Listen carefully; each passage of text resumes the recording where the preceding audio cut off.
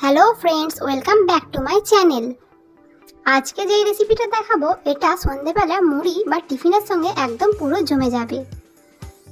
আজকে দেখাবো chop recipe.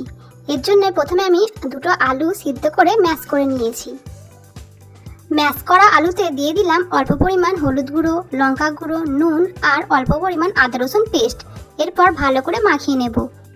তারপর হাফ টিস্পুন গরম মশলা দিয়ে আবারও ভালো করে মাখিয়ে নেব। চপের আলুটা প্রথমে কড়াতে একটু সটে নেব। তার জন্য কড়াতে অল্প পরিমাণ তেল দিয়ে দিলাম। তেলে ভালো করে শুকনো লঙ্কাটা ভেজে নিয়েছি। এরপর তুলে নেওয়ার পর দিয়ে দেব পাঁচফোড়ন। পাঁচফোড়ন দেওয়ার একটু পরই দিয়ে দিলাম মাখিয়ে রাখা আলুটা।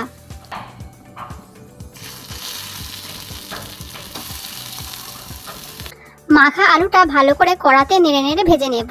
যখন কড়াতে আর একটু লেগে থাকবে না তখন বুঝবো চপের আলুটা রেডি হয়ে গেছে। এরই মধ্যে আমি তেলে ভেজে রাখা শুকনো লঙ্কাটা গুঁড়ো করে আলুর মধ্যে দিয়ে দিয়েছি।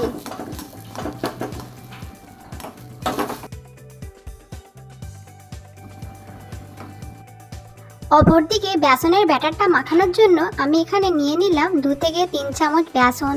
তারপর দিয়ে দিলাম পরিমাণ মতো হলুদ গুঁড়ো, লঙ্কা গুঁড়ো, নুন, জিরে গুঁড়ো, ধনে গুঁড়ো আর বেকিং সোডা। তারপর ভালো করে মাখিয়ে নেব। ভালো করে মাখানো হয়ে গেলে অল্প অল্প জল দিয়ে পাতলা একটা ব্যাটার বানিয়ে নেব।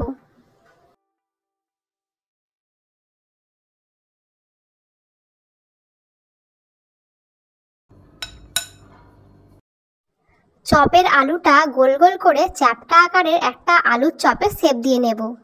ঠিক এরকম ভাবে আলুটাকে গোল করে তারপর চ্যাপ্টা করে নিতে হবে।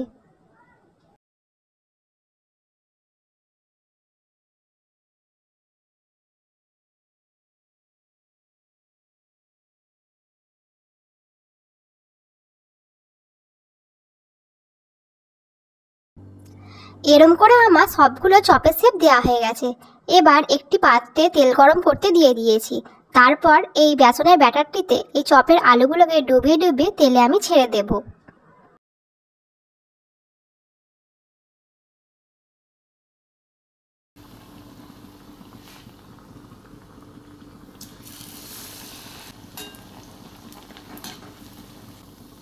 লো টু মিডিয়াম ফ্লেমে দিয়ে চপগুলো আমি আস্তে আস্তে সব ভেজে নেব।